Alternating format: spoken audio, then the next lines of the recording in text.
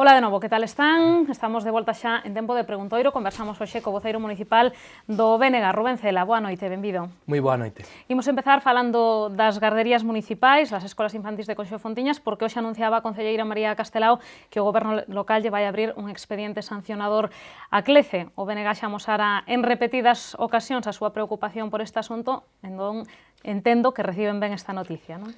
Recibímola ben, pero tamén creemos que chega tarde, non? Porque eu creo que isto é a mostra máis evidente do mal facer desta equipa de goberno. Vostede pense, falolle agora de memoria, pero creo que a primeira manifestación que houbo de traballadoras desas escolas infantís, de pais e de nais foi o 2 de outubro, é dicir, exactamente hoxe hai 2 meses, non?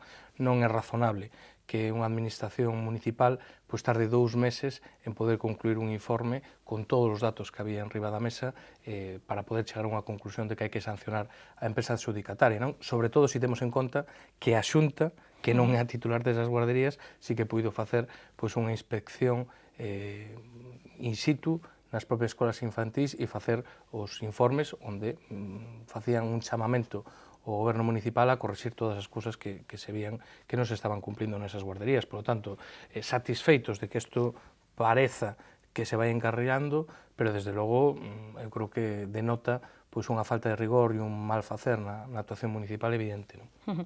Explicaba hoxe María Castelao que esta mesma mañá chegou o informe que se lle solicitou a un técnico municipal sobre o funcionamento das garderías. Dicía que era un informe extenso, que non se podían dar detalles ata que os coñeza a empresa Clece, pero que sí que se constataban dúas infraccións graves. Por unha parte, a falta de comunicación co propio goberno local e polo outro tema de persoal, que levamos xa falando durante estas últimas semanas. Dicía que ela que intentaba poñerse en contacto ca empresa, pero que a empresa finalmente que non lle remitía os escritos que lle solicitaban. Mire, a quen culpamos? Bueno, pois eu creo que aquí hai dous tipos de responsabilidades. Evidentemente hai unha responsabilidade da empresa adxudicataria que é evidente que non está a cumplir co que marcaban os pregos de contratación e non está a cumprir ca oferta pola que gañaron ese concurso público, por lo tanto, un responsable é a empresa, pero despois hai outro responsable de toda esta situación que é o goberno municipal. Vostede pense que este é un concurso que tardan nada máis e nada menos que 7 meses en resolver, non? E iso é o orixe da problema, non? Porque pense que o curso comeza coa outra empresa, que é anterior á adxudicataria, e non se incorpora a nova empresa ata que xa leva andado un mes o curso, e, polo tanto, pois, as profesoras pois, xa tiveron un período de adaptación cos nenos, cos pais e demais. Chega unha nova empresa que, ademais, pois, entra como elefante en cacharrería, despide personal, fai cambios nas quendas dos propios profesores e, despois, vanse coñecendo máis cousas a respecto de eficiencias, pois, tanto no ámbito pedagóxico, no plan pedagóxico dos propios centros, como no outro tipo de cuestións que evidentemente non son menoras, como é a alimentación dos propios rapaces, non?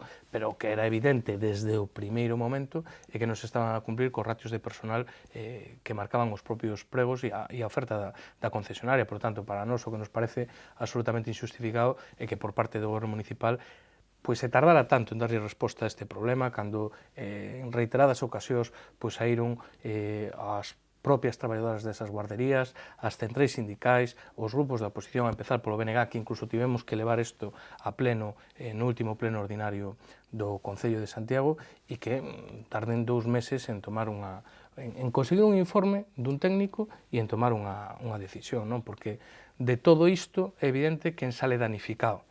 Sae danificada a imaxe do Concello das guarderías, e que pensar que as guarderías de Santiago pois tiñan unha gran valoración, tanto desde unha perspectiva pedagóxica como desde unha perspectiva asistencial. Hai que pensar que incluso a gardería de Conxo pois ten recibido pois un recoñecemento como unha das mellores escolas infantís incluso de todo o Estado español. É evidente que ese prestixio pois se ve deteriorado, a capacidade de actuación do Concello de Santiago tamén, pero sobre todo os principais danificados evidentemente son as nais, os pais e os máis desprotegidos de todo isto, que non deixan de ser bebés e cativos de 0 a 3 anos, non? Por lo tanto, ese mal facer do Partido Popular, ao final sempre acaba pagando alguén, ese alguén sempre son os cidadáns, nunca é o Partido Popular, e neste caso especialmente grave, porque estamos falando de bebés e de nenos e nenas moi pequenos, non? Bueno, haberá que agardar o que diga CLECE con respecto a ese informe, ten un prazo de 5 días naturais para pronunciarse.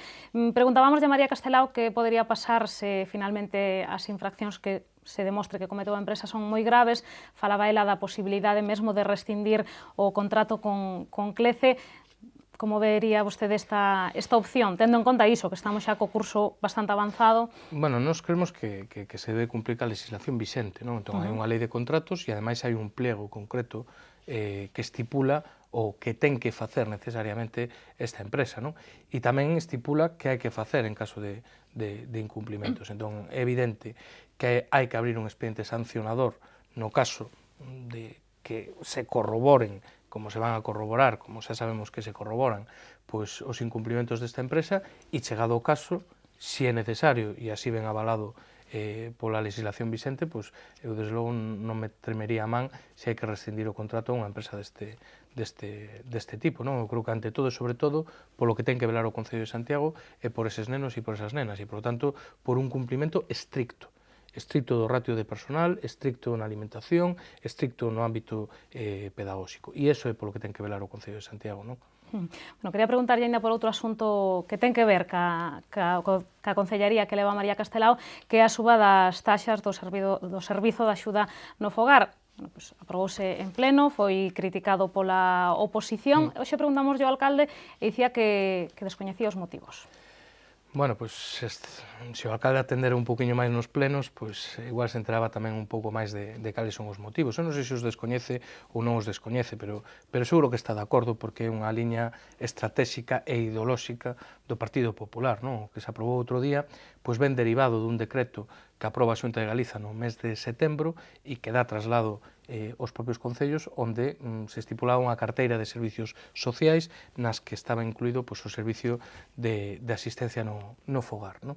Bueno, o que se fai é seguir incidindo na liña do copagamento de servicios públicos polos cidadáns, e o que vai facer esa reforma na práctica é que os veciños e as veciñas de Santiago van ter que pagar máis polo servicio de asistencia no fogar. Tan fácil como iso.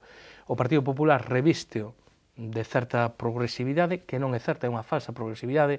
A progresividade de verdad, pois onde se dá pois, en impostos como o IRPF, noutro tipo de actuacións que o Partido Popular sistemáticamente pois, se nega a tocar, négase a que quen máis ten, realmente quen máis ten que soportar as cargas fiscais, e, sin embargo, pois intenta darlle certo revestimento de progresividade ás táboas de pagamento, de copagamento destes servicios de asistencia no fogar, pero realmente na práctica o que vai facer é subirlle a todo o mundo máis, incluídos as rentas máis baixas. Eso, claro, non é algo aillado.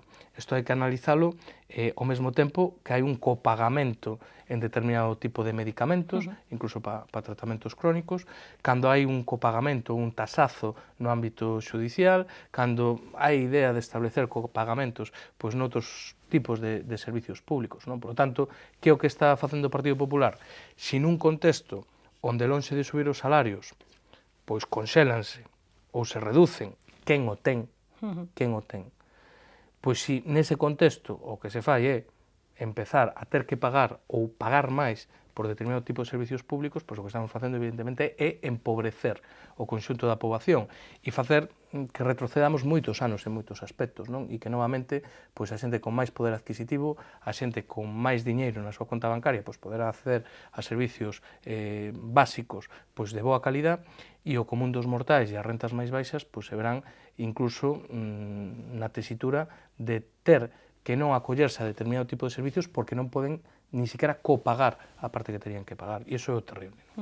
Seguimos falando de cartos, dos cartos do Concello, porque preguntámoslle tamén ao alcalde esta mañá por como vai a elaboración dos orzamentos municipais de 2014. Dicía que xa está un borrador listo, que mañá mesmo haberá algunha reunión do Goberno para abordar este tema, e que neste mes será a aprobación inicial das contas. Bueno, eu ata que o vexa non o creo, se me permites, e eu creo que teño argumentos para ser escéptico, non? Vostede pense que o que ven de anunciar o alcalde é que vai anunciar este mes pois eses orzamentos, non? Claro, que vai a anunciar, iso non quere dicir que se vai a iniciar a tramitación deses orzamentos. Eu quero lembrar que tanto no ano pasado como no ano 2012, desde que o alcalde anunciou os orzamentos, pois pasou máis de medio ano hasta que se chegaron a aprobar, non? Espero que non volva a pasar isto no exercicio de 2014 e que non nos vexamos como o ano pasado, pois no mes de xullo ou en 2012, no mes de agosto, aprobando os orzamentos dese ano, non? Entre outras cousas, porque iso ten problemas para a xestión práctica, non? E iso que obligou o Partido Popular pois a facer moitas cousas con moi pouco rigor, modificacións de crédito, aprobación de créditos extrajudiciais, toda unha serie de cousas precisamente por non ter aprobado en tempo e forma os orzamentos municipais. Mire, eu en calquera caso, o que me parece máis chamativo desto é a dobre vara de medir que ten o Partido Popular, non? O Partido Popular, cando estaba na oposición, pois mima que non se aprobara un orzamento antes do 31 do 12, que é o que marca a legislación, pois era, vamos, un pecado capital, non? Eu teño escoitado a señora Cecilia Sierra, na oposición, eso sí, pedir a dimisión do concelleiro ou concelleira de turno porque non se aprobaban os orzamentos antes do 31 do 12, non? Mire como cambian as cousas, non? De estar na oposición ou estar no goberno. Eu, sinceramente, creo que non é o fundamental si se aproba un mes antes ou un mes despois, o fundamental é que poñen eses orzamentos.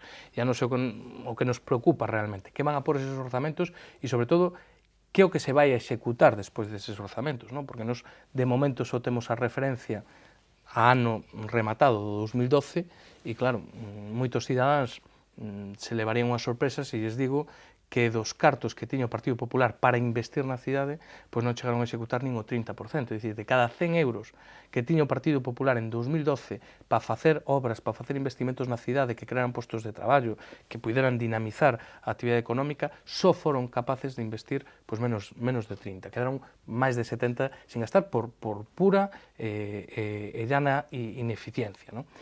Por lo tanto, preocúpanos iso e preocúpanos a orientación xeral, non? Porque, mira, a mí me parece moi ben que se arreglen columpios, que se arreglen estanques e que se fagan moitas cousas que moitas delas seguro que serían precisas, discutibles onde e con que... Pero, desde logo, para o BNG esa non é a prioridade que ten hoxe Santiago. Santiago hoxe ten un grandísimo problema que é a cifra de desemprego, temos unha cifra de desemprego que non é aceptable e temos unha situación social derivada diso como nunca tivemos, non? Hai moitísima xente que está pasando unha situación non difícil, sino crítica, moitísima xente que non ten ningún ingreso ao final de mes e esa ten que ser a única e absoluta prioritaria dun goberno municipal, a dinamización económica para crear emprego e a protección social de toda a xente pois, que o está pasando realmente mal, non? Por tanto, o que nos preocupa é pois non tanto a forma dese orzamento, que, bueno, si se pode aprobar en tempo e forma, desde logo que mellor, non? Pero o que nos preocupa, sobre todo, é que fora un orzamento acaído ás necesidades e o momento que está vivindo Santiago de Compostela, cousa pois que non foron os orzamentos de 2013 e 2012. Bueno, imos falar tamén da operación Pokémon, porque non tivemos aínda ocasión de analizar con vostede neste espazo ese auto no que a xuíza dividía en distintas partes, non? Esta causa. Hai algunha destas partes que lle afecta a Compostela, nunha delas falase en exclusiva do Partido Socialista e do seu posible financiamento ilegal. Tamén se fala do posible financiamento ilegal do Partido Popular.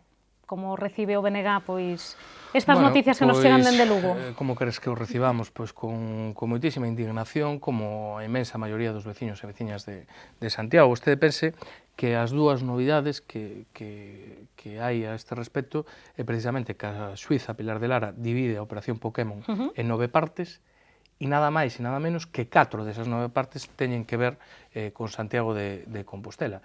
E a outra novedade é que a xuíza Pilar de Lara está a investigar tamén unha presunta financiación ilegal do Partido Popular, non? Esas son as dúas grandes novedades, o resto, máis ou menos, era xa coñecida, a pesar de que sigue existindo pois, un segredo de sumario, non?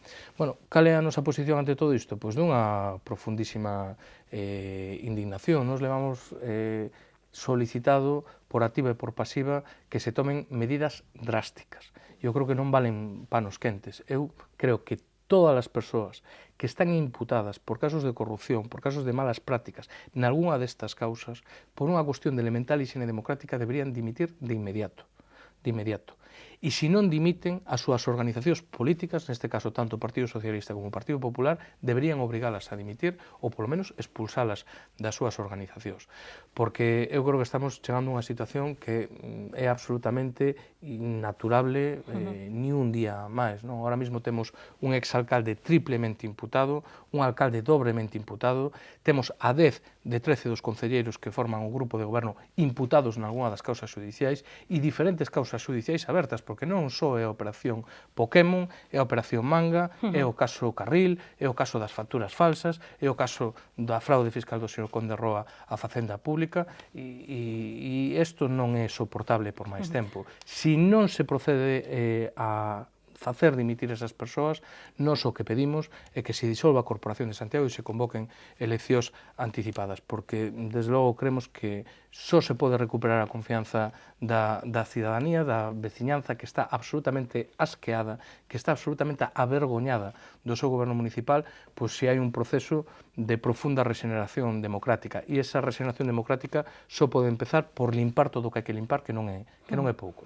En todo caso, se está a falar de suposto financiamento ilegal tanto do Partido Socialista como do Partido Popular de Santiago, se eso se confirmara, responsabilidades supónse que terían que ir máis alá, non? De Bernardino Rama, no caso dos socialistas, e dos concelleiros imputados por parte do Partido Popular. Estamos falando xa... Nos ademais é que, mire, sempre dixemos, hai unha responsabilidade das persoas directamente implicadas, pero sempre hai unha responsabilidade política, da organización política a que representa. Moitísimo máis se se chegara a confirmar unha acusación tan grave, gravísima, como é o financiamento ilegal dunha organización política. Por lo tanto, nos creemos que aquí hai que depurar responsabilidades até o final. Até o final, que é o mínimo que se merecen os cidadáns. Por eso, nos o que dicimos é que a xustiza actúe, que actúe con contundencia, pero sobre todo que actúe con celeridade, porque o que sería terrible é que isto se eternice. Mire usted o que pasou en Castellón co señor Fabra, que teñas que ter unha sentencia despois de 10 anos de inicio de algún procedimento. Eso sería terrible para Santiago, porque cada mes que pasa sin resolverse isto, pois Santiago síguese desangrando. Síguese desangrando na súa imaxe pública, na percepción dos cidadáns a respecto do Concello, na perda de confianza, na perda de credibilidade da institución e no mal funcionamento do Concello. Porque é evidente que cando este mismo mes, o día 19, se non me falla a memoria, pois 7 concelleiros deste Concello van desfilar polo xulgado de Lugo, pois seguramente que esa semana non van estar precisamente centrados nos problemas de Santiago. Seguramente. Por tanto, isto ten consecuencias tamén prácticas no funcionamento diario do Concello, como estamos vendo todos os días. Por tanto, que se acabe canto antes, que actúe a xustiza ca máxima celeridade e, desde logo, nos entendemos que a dirección do Partido Popular, do Partido Socialista, non poden ser alleos a isto, porque responsáveis son as persoas que están imputadas, pero tamén é responsável a dirección do Partido Popular, o señor Núñez Feijóo, como presidente do Partido Popular de Galiza, porque non pode seguir mirando para outro lado con todo o que está pasando en Santiago de Compostela e no Partido Popular de Santiago. Xa para rematar, falando de celeridade da xustiza, de sentenzas que tardan, a do Prestige estando de plena actualidade, participaba onte vostede nesa manifestación de Nunca Máis. Cal é a súa valoración despois desa concentración, desa convocatoria? Mire, das concentracións moi boa, A min, a verdade é que alegroume moitísimo ver que 11 anos despois pois que a cidadanía galega está disposta a seguir dando a batalla e seguindo dando a cara, porque eu creo que cando hai sentencias inxustas, cando a xustiza non é xusta, quen cala non deixa de ser en grande medida cómplice desa injustiza. Eu creo que a cidadanía galega non calou, nin vai a calar. O que non é razonable é que 11 anos despois o que nos veña a dicir a xustiza española é que aquí non hai ningún culpable, que vivimos a maior traxedia ecolóxica en toda Europa e que nadie é responsable disto, nin a aseguradora, nin quen fletou o barco, nin o propietario, nin hai responsabilidades políticas.